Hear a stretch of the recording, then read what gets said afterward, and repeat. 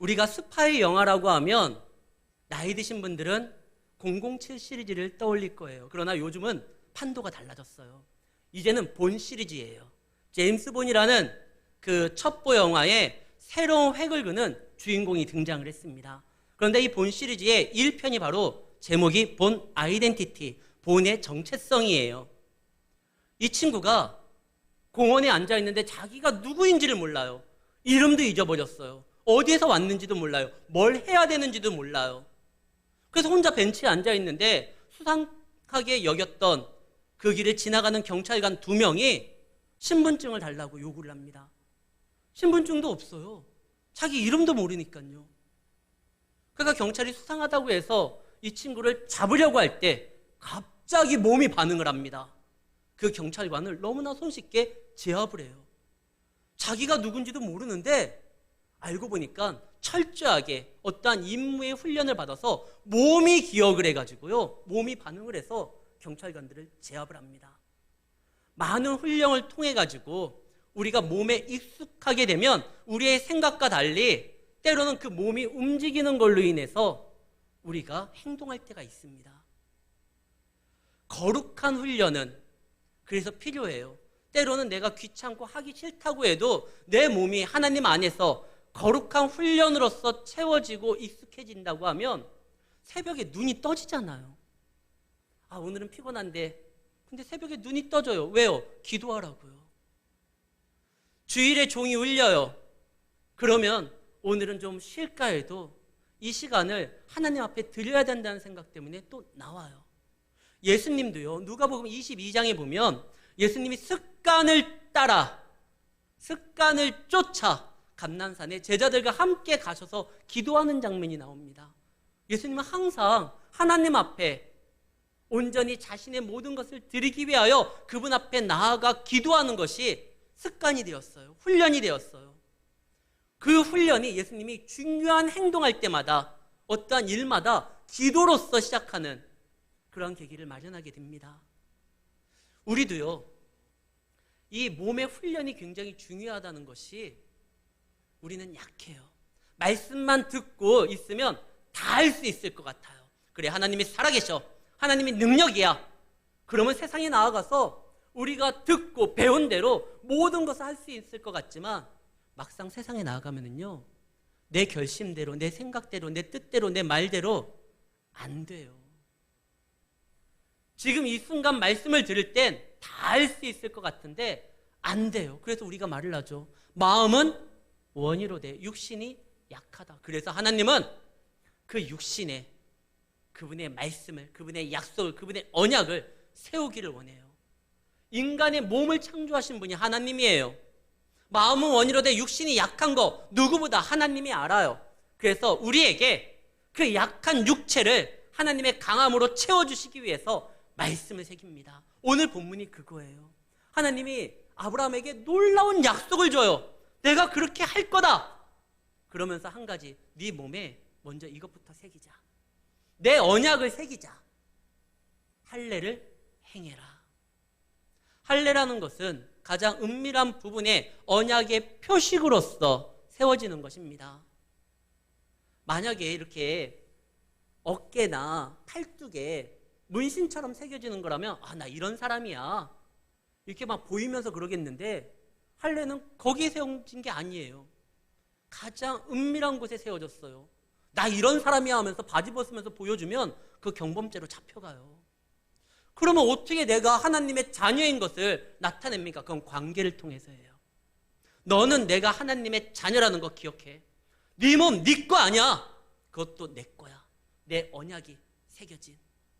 내가 표시를 내놓은 네 몸도 내 거야. 하나님이 그렇게 우리 몸에 언약을 세우신 거는 우리의 시간을 빼앗고 우리의 노동력을 착취하기 위함이 아니라 우리의 믿음을 지켜주기 위함이에요. 그 언약을 보면서 아, 나는 함부로 살아가는 사람이 아니지. 화장실 갈 때마다, 부부관계를 맺을 때마다 그래, 나는 언약의 사람이지. 이거 기억하고 내 몸 내 게 아니지. 함부로 다른 곳에 내 몸을 던지면 안 되지. 나는 언약의 사람인걸. 요즘은 어떻게 할례를 행합니까? 로마서 그 2장 29절 오직 이면적 유대인이 유대인이며 할례는 마음에 할지니 영이 있고 율법 조문에 있지 아니하니. 지금의 말하는 할례는요, 하나님의 말씀을 모시는 거예요. 또 우리가 볼 수 있는 할례의 행위가 뭐냐면 세례예요. 그리고 성찬이에요. 이것들이 몸에 하나님의 어떠한 것을 채우기 위한 그런 내용들로 구성된 것이 세례고요. 내가 하나님의 자녀로서 이제 살아갈다는 것을 공표하는 거잖아요. 성찬은요, 이 떡은 너희를 위하여 고난당하는 내 살이니 이 잔은 너희를 위하여 흘리는 내 피, 언약의 피니 내 살과 피를 마셔라. 그래서 성찬은요, 우리 몸에 하나님의 것을 채우는 거고, 세례는 하나님의 은혜 가운데 내가 거듭냈다라는 걸 공표하는 거고, 예배의 자리에 나와서 말씀을 듣는 건 내 안에 하나님의 거룩한 말씀을 새김으로 인하여 내가 하나님의 백성이라는 거. 그래서 고린도전서 3장 16절에 너희가 곧 하나님의 거룩한 성전이라고 되어 있습니다. 우리가 몸으로서 하나님 앞에 나아가야 되고 헌신해야 돼요. 비대면 예배의 위험성이 뭐냐? 우리가 몸으로서 하나님 앞에 나아가는 것을 막기에 훈련을 못하게 되고, 그로 인하여 우리의 몸의 기억을 잊어버리도록 만듭니다. 물론 어쩔 수 없는 상황이 있잖아요. 지금 코로나가 너무나 만연하다 보니까 오늘도 6천 몇백 명이 나왔어요. 전국적으로는 막 20만이 넘어요. 지금은 한국이 세계에서 최고 많이 나와요. 2등이 독일인데 독일보다 몇만 명 더 많아요. 우리보다 인구가 많은 독일보다 우리가 더. 그러다 보니까 주변에 막 코로나 확진자들이 너무나 많이 나옵니다.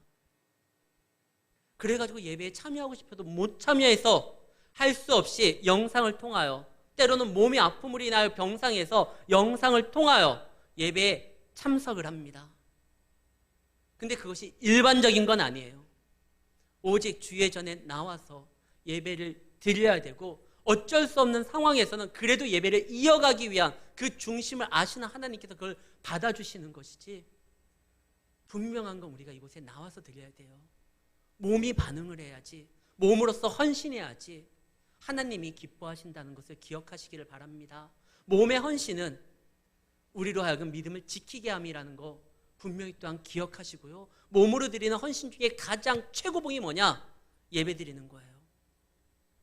몸으로서 헌신하는 거 많아요. 식당에서 봉사할 수 있어요. 교회를 청소할 수 있어요. 그 다음에 또 교회에 다양한 필요한 것을 내 몸을 통해 가지고 뭐 노동력을 제공할 수도 있어요. 그러나 정말 몸으로 할 수 있는 가장 큰 헌신은 예배를 드리는 거죠. 예수님께서 마르다의 집에 갑니다. 그 마르다의 형제들을, 남매들을, 자매를 너무나 귀하게 여겨주셔서 항상 그 지방을 지나갈 때마다 그곳에 머물러요. 그때 마르다가 너무나 기뻐가지고 예수님을 위해서 막 요리를 준비하고 음식을 만듭니다. 이 일은 정말 귀한 일이에요. 칭찬받을 만한 일이에요. 근데 철딱선이 없는 동생이 그냥 예수님 앞에 앉아가지고 예수님 말씀을 듣는 거예요. 저거 지금 언제 저거 철 들어가지고 시집 가야 될지. 예수님, 저 동생이 말을 안 들어요. 좀 와가지고 요리하는 거 좀 거들게 좀 해주세요. 예수님이요, 너 마르다, 너 잘못한 거야 라고 하지 않아요. 네가 많은 일 때문에 마음이 분주하구나. 마리아도 좋은 일을 하고 있다. 지금 예수님 말씀하는 시간이거든요. 예수님이 지금 이 가정에 필요한 말씀을 전하고 있거든요. 그 말을 마리아는 듣고 있어요. 마르다의 헌신도 굉장히 중요해요. 그러나 지금 말씀하는 이 순간은 그 자리에 앉아있는 것도 굉장히 중요하고 예수님이 그거를 기뻐했어요. 몸으로 드리는 헌신의 가장 최종 단계는 우리를 하나님 앞에 드리는 예배입니다. 이 예배 시간에 우리가 주님의 말씀을 들을 뿐만 아니라 이 예배 시간을 통하여 나를 산 제물로 하나님 앞에 바치는 시간이잖아요. 하나님 손에 맡기는 시간이잖아요. 이게 굉장히 중요한 거예요. 그래서 하나님께서는 오늘 우리의 연약한 육체를 아시기 때문에 그 안에 언약의 징표를 새기는 장면을 기록해 주셨습니다. 할례를 행해라. 그리고 할례를 행함으로 인하여 네 몸에 나의 언약을 세워라. 근데 여기에서 재밌는 말씀을 하십니다. 9절 말씀에 보면 지금 언약은요, 언약을 세우는 당사자들이 있잖아요. 한쪽만 세우는 게 아니잖아요. 언약은 서로 쌍방간의 합의에 의해서 세워지는 겁니다. 내가 언약을 세우겠다. 근데 여기에서 9절, 아브라함에게 이르되 그런즉 너는 내 언약을 지키고. 어떤 언약이요? 우리가 함께 합의한, 합의문을 돌출한 우리의 언약을 세우고 지켜라, 이게 아니라 내 언약이다. 비록 내가 너와 언약을 맺지만 이 언약은 내 언약이다. 7절 말씀입니다. 그러면서 예수님께서 말씀하셔요. 내가 너와 함께 너의 자녀들에게 내 언약을 반드시 세워서 나는 내 후손의 하나님이 될 거야. 영원히 이 언약 때문에 나는 너희의 하나님이 될 거야. 하나님이 한번 작정하시면은요, 그대로 이룹니다. 그럼 우리가 이렇게 생각할 수 있어요. 그러면 뭐 우리가 어떻게 살아가든 어떠한 삶을 살아가든 하나님이 이미 세운 하나님의 언약에 의해서 우리는 하나님의 백성이고 자녀가 되니까 그럼 마음대로 살아가도 되는 건가? 그건 그 언약을 주신 하나님의 마음을, 아버지의 마음을 오해하는 겁니다. 제가 지난주에 혹시 무슨 넥타이 맸었는지 기억하십니까? 어제 서울에 있는 목사님이 저에게 전화를 했어요. 김 목사, 그렇게 행동하면 안 돼. 왜요? 지금이 선거 때고 굉장히 중요한 데인데 제가 파란 넥타이를 맸더라고요, 지난주에. 난 진짜 별 생각 없었어요. 그래서 그 전주에는 무슨 넥타이를 맸나 했더니만 빨간 넥타이를 맸어요. 어떤 특정 정당을 제가 표현하려고 한 것 전혀 아니거든요. 근데 그 목사님이 제 영상을 보고 그런 거 매면 큰일 나. 그래서 오늘은 까만 거 맸어요. 혹시나 오해가 될까봐 선거 끝나면 그때 이제 다시 제가 매고 싶은 거 맬 거예요. 그러니까 오늘은 특별히 우리가 오해를 하면 안 돼요. 하나님께서 우리에게 약속을 주고 언약을 주고 그걸 반드시 내가 지키겠다 해서 내 언약이라고 이야기를 하지만 그것은 하나님이 알아서 혼자 다 할 테니까 그래요, 하나님 마음대로 하시고 나는 내 뜻대로 살아가겠습니다. 그게 아니라 그 엄청난 언약을 너희 가운데 세우고 나는 반드시 이걸 이룰 거니까 너는 이 일에 동참하라는 거예요. 우리가 하나님을 왜 믿죠? 우리가 하나님을 왜 섬기죠? 보다 나은, 보다 넓은 집에서 살기 위해서, 남들보다 보다 좀 더 부자가 되기 위해서. 그래서 우리가 하나님을 믿나요? 원래 아브라함은요, 갈대아 우리에 있었을 때 더 부자였어요. 무슨 말입니까? 그곳에 있는 아브라함을 하나님이 불러가지고 가나안 땅을 주고 막 그랬던 거 아닙니까? 근데요, 동사무소에 가서 등기부등본 한번 띄워보세요. 아브라함 이름으로 땅이요 등록된 건 막벨라 굴 딱 하나예요. 자기 아내, 와이프 사라가 죽었을 때 그 매장지를 얻기 위해서 돈 주고 산, 그래서 누구에게나 이것이 내 소유라고 이야기할 수 있는 아브라함 명의로 된 땅은요, 막벨라 굴밖에 없어요. 그가 가나안 땅에 들어왔지만 그냥 거기에서 사는 거지만 그 땅 세상이 인정해주지 않아요. 내가 살다가 그 땅 필요에 의해서 팔 수도 없는 땅이에요. 하나님은 주겠다고 했지만 실제로요, 아브라함에게 그 자기 소유로 등록된 땅은 막벨라 굴 하나예요. 갈대아 우르 때는요, 그 고향에서는요, 거기서는 유지였거든요. 잘 나갔거든요. 근데 그런 아브라함을 불러가지고 땅을 준다고 하면서 자기 이름으로 된 땅이 하나도 없고 나중에 와이프 죽었을 때 그때 그 매장지 하나 그거밖에 없고, 이게 뭡니까? 하나님이 아브라함을 불렀던 건 부자 되게 만들려고 부른 게 아니에요. 하나님의 벗으로, 하나님의 존귀한 자녀로 그 나라를 상속하게 만들려고, 그래서 부른 거예요. 하나님이 우리를요, 왜 부르신 거죠? 어디 뭐 좀 더 다른 사람들에게 내세울 거 있는 그런 위치에 세워주려고 우리를 부른 게 아니라, 우리를 구원하셨을 뿐만 아니라 그분의 귀한 자녀로서, 그분의 나라를 상속받은 자녀로서 그 나라를 차지하고 그와 함께 이 땅에서 왕같은 제사장으로 주님의 능력을 드러내고 나타나라고 우리를 불러주신 거예요. 이거는 돈으로, 금으로도 할 수 있는 일이 아니에요. 지난주에 우리가 뉴스를 통해서 봤을 겁니다. 한 재벌 회장이 죽었어요. 사인에 대해서 침묵하고 있는데 추정하기를 우울증을 겪고 있었다고 하면서 극단적 선택에 대해서 다들 생각하게 만들어요. 그 사람이 얼마나 큰 부자인 줄 아십니까? 2021년 9월 포브스지가 선정한 한국 부자 2위가 바로 그분이에요. 전 세계에서 최초로 온라인 게임을 만들었고요. 바람의 나라, 우리 집도 했던 그 카트라이트라는 게 있어요. 그거 만든 사람이에요. 천재예요. 집도 원래 부유했었고 외가 쪽에서는 장차관들이 많이 있고요. 아버지 쪽도요. 교수님들이고요. 이 친구도 이분도 서울대를 나오시고 카이스트에서 석사를 하시고 정말 뛰어나요. 근데 그가 그 많은 것들을 이루면서도 채울 수 없는 것이 있어요. 하나님의 자녀는요, 돈과 이런 걸로 어떠한 일을 하는 사람이 아니에요. 그래서 예수님이 제자들에게 금하고 은 안 줬어요. 그래서 제자들도 그걸 알아요. 우리는 금과 은 없다. 그러나 나사렛 예수의 이름은 있으니 일어나 걸어라.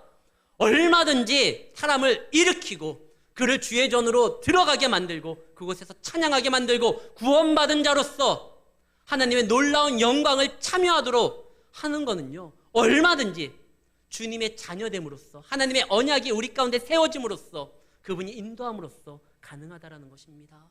성도는요, 그런 일에 부름받은 거예요. 하나님이 우리에게 약속한 건 봉선동의 아파트가 아니에요. 계시록 5장입니다. 거기에서 하나님의 자녀, 죽임당한 어린 양, 그분의 자녀에게 주는 거에 대해서 말씀을 하십니다. 찬양도 있죠. 능력과 부와 지혜, 힘과 존귀와 영광. 하나님이 그분의 자녀에게 주고자 하는 것은 바로 이런 것들이에요. 능력과 하나님 안에서 모든 것을 감당할 수 있는 믿음의 부유함과 존귀함, 이런 걸 우리에게 주겠다는 거예요. 우리는 그걸로 살아가는 겁니다. 아브라함에게 내가 아브라함아 내 언약을 세울 거야. 그리고 너는 내 백성이 될 거야. 내 자녀가 될 거야. 난 반드시 그렇게 만들 거야. 그러니까 너도 그만 고집 피우고 제발 다른 곳에 행동하지 말고 이스마엘 낳기 위해서 움직이지 말고 이제 내 언약을 붙들고 나를 바라보고 나를 의지하고 내가 너를 통하여 이루고자 하는 그 일에 있어 너도 함께하고 동참해라. 이렇게 말씀하십니다. 우리는요, 이 일에 부름받았고 이 일로만 나간다고 하면 세상 사람 날 부러워 아니하여도 나도 역시 세상 사람 부럽지 않네. 부러워할 이유가 없어요. 그들이 우리보다 이 땅에서 좀 더 많이 가지고 있다 손 치더라도 그거는 하나님의 나라에 영원한 나라에 가져갈 수 있는 것도 아니에요. 오직 의인은 믿음으로 말미암아 살리라. 가장 가치 있는 거 하나님의 말씀 가운데 언약 가운데 주님께서 주어진 것만이 영원할 수가 있는 것입니다. 아브라함아 내가 그걸 줄게. 그리고 너 이 일을 감당하는데 몸으로써 헌신하기를 바래. 가장 귀한 몸의 헌신 예배의 자리로 나오고 내 뜻을 증거하는 일에 함께하기를 원해. 그러면서 하나님께서 놀라운 이야기를 합니다. 너만 그리고 너가 낳은 네 자손만 이 언약을 그 몸에 새기는 것이 아니라 네 집에 있는 남종들도 너에게 속해 있는 모든 사람들도 이 일을 행해야 된다. 이게 참 귀한 말씀이에요. 아브라함 때문에 많은 사람들이 구원을 하나님의 영광을 경험케 돼야 되는 거예요. 비록 그들이 종이지만 노예지만 이때 당시의 종들은요 대부분 빚을 감당하지 못해가지고 팔려온 자들이거나 전쟁을 통해서 잡혀온 자들이에요. 아브라함에게도 종들이 있었어요. 그 종들은 한 번 종은 영원한 종이에요. 그들은 그냥 태어나서 종이었으면 혹시 팔려서 종이 됐다고 하면 죽는 그 순간까지 그냥 종이에요. 근데 아브라함 때문에 그들이요 하나님의 백성이 됩니다.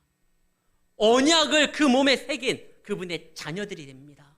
아브라함아 내가 너를 부르고 너를 택한 건 무언가 굉장한 것이 네 안에 있기 때문이 아니라 내가 너를 사랑하기 때문이야. 그리고 그 사랑을 너가 이제는 전해주기를 원해. 나는 너를 복의 근원으로 세울 거야. 복덩이로 세워서 너 때문에 주변 사람들도 복을 받고 구원을 체험하기를 원해. 먼저 너에게 속해 있던 모든 자들도 이 언약에 참여하게 해야 돼. 남종들에게 다 할례를 행해라. 복음에는 차별이 없다고 했어요. 구원을 받았으니까 세상에서는 질서 때문에 때로는 계급이라는 것 때문에 차별이 있을 수 있더라도 하나님 앞에는 언약 가운데 있으니 다 받게 만들어. 그래서 아브라함이 남종들에게도 할례를 행합니다. 이방에게도 그에게 속해 있던 사람들은 모두 다 행해야 됩니다. 그럼 여종은요? 이때 당시에 남자들의 중심으로서 움직여서 그런 거지 여자들을 차별하는 게 아니에요. 나중에 요엘서 2장 29절 성경 구약에서요 성령의 역사에 대해서 나타나는 대표적인 구절입니다. 요엘 29절에 보면 그때 내가 또 내 영을 성령을 너희에게 부어줄 건데 누구에게요? 남종과 여종에게요. 내가 이 성령을 꼭 찍어가지고 아브라함 그 혈통 쭉 따져가지고 다윗의 혈통 따져서 고애들에게 주겠다가 아니라 남종과 여종들에게 내가 이 은혜를 부어줄 거야. 성령을 허락할 거야. 그가 너희들을 도울 거야. 여종들도요. 그러니까 여성도님들 괜히 서운해하지 마세요. 하나님께서는 다 그분 앞에 포함되어 있는 사람들에게 구원을 이루겠다고 합니다. 구원은요 공동체적인 성격을 띠고 있어요. 우리가 구원은요 내가 잘 믿어가지고 그래요. 하나님이 그 믿음도 허락하여 주시고 인도하셨기 때문에 개별적 구원이 있지만 구원은 원래 공동체적인 성격이 띱니다. 그것의 대표적인 예가 바로 노아의 방주예요. 노아의 방주에는 노아와 아내와 세 아들과 세 며느리 총 8명의 사람들이 있었지만 또 있어요. 짐승들이 있었어요. 수많은 동물들이 있었어요. 그 동물들이 왜 살죠? 바깥에 있는 동물들은 다 그냥 수장돼서 죽어요. 그러나 방주 안에 탄 동물들은 사는 이유가 뭡니까? 노아에 관한 하나님이 노아에게 약속한 노아에게 주신 언약 안에 그 방주 안에 들어갔으니까 사는 거예요. 구원은 공동체적이에요. 우리도요. 하나님의 약속 안에 거해야 되고 주의 보혈 안에 거해야 되고 그분의 자녀라는 이 교회 안에 거해야지만 구원함에 이릅니다.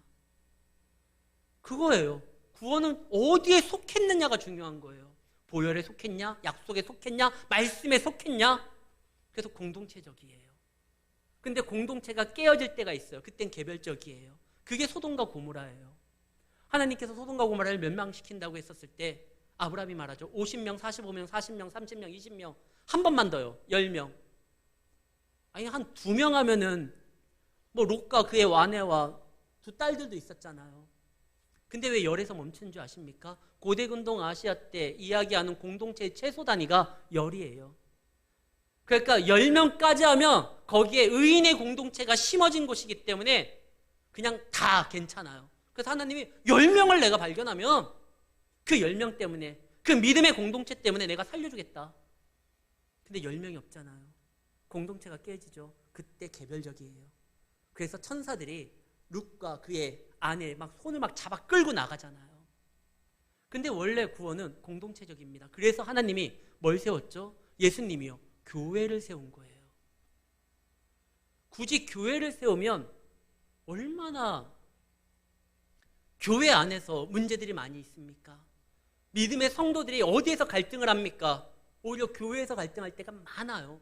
굳이 왜 교회를 세워서 그냥 대표적인 교회 딱 하나 세우고 유튜브 방송으로 막 송출해가지고 다들 각자 집에서 혼자 그 말씀 듣고 위로받고 감동받고 뭐 그러면 되지. 아니면 그게 좀 부족하다 그러면 신앙서적을 좀 택배로 배달해가지고 신앙서적 읽고 혼자 감동받고 말씀 내가 좋아하는 목사님을 찾아가지고 그 말씀 듣고.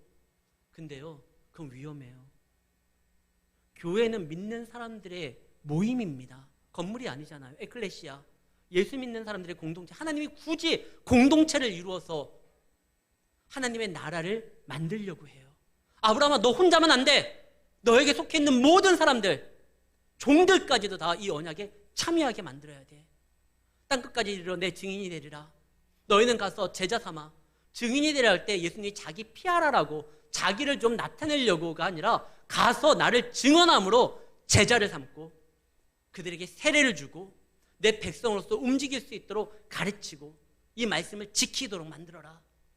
왜 굳이요? 그 교회 안에서 그렇게 많은 말썽들이, 문제들이, 그래서 상처들이 나오는데, 근데요, 우리가 혼자 믿는다고 하면 아무 문제가 없을 것 같지만 혼자는요, 위험해요. 내가 어떻게 잘 믿는지, 그리고 내가 하나님의 자녀라는 걸 증명할 방법도 없어요. 아까 하나님이 우리를 그 언약을 주고 내 마음을 이제는 성전으로 줘서 말씀으로써 새겨서 나의 거룩한 몸이 드려지기를 원하는데, 이것을 증명하는 방법은 관계라고 했습니다.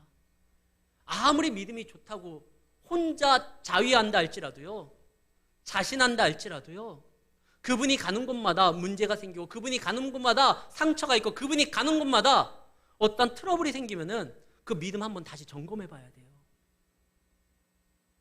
하나님께서는 우리에게 우리의 믿음이 진짜 믿음인지, 스스로도 속고 있지는 않는지, 그래서 여러분들을 함께, 여러분들 주변에 있는 분들은 여러분들을 지키는 안전장치들입니다. 그분들과 함께 하라는 거예요. 예수님이요, 구원이 만약에 우리에게 주실 수 있는 최종 은혜라고 하면 그냥 예수님 혼자 십자가 지고 죽으시면 끝나잖아요. 근데 굳이 제자들을 불러요. 제자들이 얼마나 속을 썩입니까? 예수님이 제자 덕본 게 뭐가 있나요, 혹시? 제자들이 항상 속 썩였어요. 예수님이 제자 덕보기보다 이 제자들 때문에 예수님이 이 녀석들아 왜 이렇게 믿음이 적냐, 또 가르치고 지도하고. 근데도 왜 예수님이 굳이 제자들을 불렀을까요? 예수님의 목적은요, 그냥 단순히 우리를 구원했다라는 그 구원의 딱지 하나 주기 위한 것이 우리에게 주시는 최종 목적이 아니에요. 우리를 그분 닮은 하나님의 귀한 일꾼들로서 하나하나씩 세워서 그 나라를 상속받고 그 나라를 다스리게 하기 위해서, 그래서 우리를 부른 거예요. 제자들이 3년 동안 말귀도 못 알아듣고 그렇게 가르쳤는데 예수님이 잡히시는 날 다 도망가고, 부활해서 보여줬는데도 또 물고기 잡으러 가고, 그때마다 예수님이 찾아와요. 내 양을 먹여라, 내 양을 치라. 또 다시 가르쳐주고 다시 말씀을 풀어헤치고, 엠마오로 도망가는 그 제자들을 또 불러가지고 말씀을 깨닫게 해가지고 그들로 하여금 다시 한번 사명에 불타게 만들어서 데리고 오고. 왜 이걸 할까요? 그냥 혼자 하면 쉬울 텐데, 하나님이 혼자 하면 다 쉽잖아요. 뭐 상의할 필요도 없고 누구 설득시킬 필요도 없고 말씀으로 그냥 다 이루어지잖아요. 세상도 그렇게 창조하셨는데. 근데 하나님은 그게 목적이 아니에요. 우리와 함께함으로 우리를 당신의 존귀한 자로 만들려고 하는 거예요. 말씀이 들어오고 언약이 들어오면요, 사실 귀찮은 게 많아집니다. 왕자와 거지라는 동화가 있죠. 어느 날 거지가요, 왕자의 신분으로 바뀝니다. 그러니까 좋은 게 있어요. 막 음식도 좋은 게 많아요.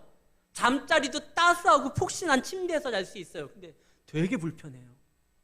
원래 밥은요, 손으로 먹는 거였거든요. 근데 이제 밥을 먹으려면 어떻게 해야 됩니까? 수많은 포크들로, 샐러드 먹는 포크가 다르고 고기 써는 포크가 다르고, 이 거지가요, 음식은 좋은데 이거를 먹으려고 할 때 과거처럼 막 손으로 덥석 집어먹으면 편한데 무슨 예절이 있고 예법이 있어요. 이는요, 닦는 게 아닌데 왕자가 되니까 이거 매 식사 끝나면 또 이빨을 닦아야 돼요. 왜 이렇게 왕자가 되기 위한 어떠한 예절이나 뭐 해야 돼 일들이 많은 건지. 근데 이걸 귀찮다고 뛰쳐나가면은요, 다시 거지예요. 그 예법이, 그 예절이, 그 매너가 그를 존귀한 자로 만드는 겁니다. 하나님의 말씀이 우리 삶 가운데 들어오면은요, 기존에 살았던 거와 달리 하나님의 말씀이 이끄는 대로 움직이다 보니까 불편할 때가 있어요. 아니 뭐 굳이 뭐 이렇게 살아가야 돼. 예전에 하나님 없이도 나름대로 잘 살아갔었는데. 그러나 그 말씀이 내 마음에 새겨지고 내 마음에 들어오고 내 마음을 주장할 때 그 말씀대로 살아가면 불편함이 분명히 있습니다. 그러나 그 불편함이 우리를 주님의 존귀한 자로 이끌고 만들어간다는 거예요. 우리 몸에 말씀을 새기시기를 바랍니다. 그리고 그 말씀을 붙드시기를 바랍니다. 이 말씀이 여러분을 지키는 거예요. 여러분을 살리는 거예요. 그리고 주변에 여러분들 때문에 주변 많은 사람들이 그 주님의 은혜를 맛보게 만들고 경험토록 만들어야 되는 것입니다. 이 아브라함 때문에요, 이 남편 때문에 그의 아내 사라가요, 원래 이름이 사레죠. 공주예요.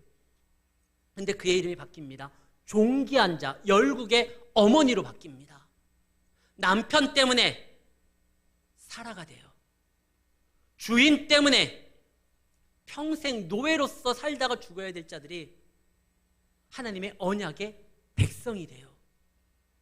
우리 성도들 때문에 믿지 않는 내 남편이요, 내 자녀들이요, 내 가정이요, 내 동료들이요, 우리 때문에 존귀함을 경험하게 되고 구원함으로 들어와야 되는 겁니다.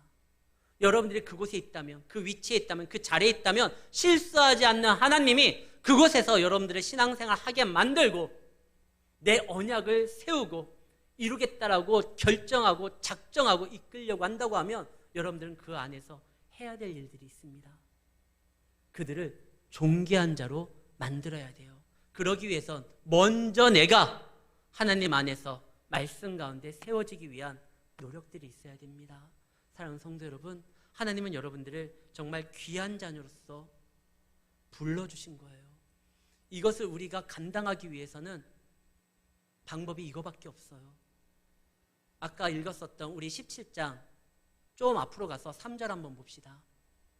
아브라함이 엎드렸더니 하나님이 또 그에게 말씀하여 이르시되, 하나님 앞에 엎드리는 거, 그분을 인정하는 거예요. 그거밖에 없어요. 하나님의 존귀함으로써 내가 훈련받는 방법이 엎드리는 거예요. 하나님, 이해는 안 되지만 당신은 옳습니다. 나는 정말 이걸 다 이해를 못하겠지만 당신은 옳습니다. 만약에 하나님이 우리가 다 이해돼야 되는 분이라고 하면 그건 하나님 아니에요. 우리 생각으로, 우리의 이해로 다 설명이 되는, 우리가 추측하는 대로 움직여지는 그런 하나님이라고 하면 그는 전능한 분이 아니잖아요. 내가 다 생각하고 손바닥 안에 있는 하나님이잖아요. 하나님은 우리의 이해를 뛰어넘습니다. 욥이 이 실수를 해요. 욥이 자기가 더 옳다라는 것을 증명하다가 나중에 하나님을 지적합니다. 하나님이 잘못됐다는 거예요. 아니, 나는 괜찮은데 하나님이 잘못했다. 그때 욥기 40장에 보면 하나님이 욥에게, 40장 2절이에요. 하나님이 욥에게 말씀을 해요. 나를 질타하는 자, 나를 탓하는 너는 대답해봐. 진짜 네가 똑똑한지 한번 대답해봐. 그때 욥이요, 욥기 40장 4절에 보면 다만 저는 제 손으로 입을 가립니다.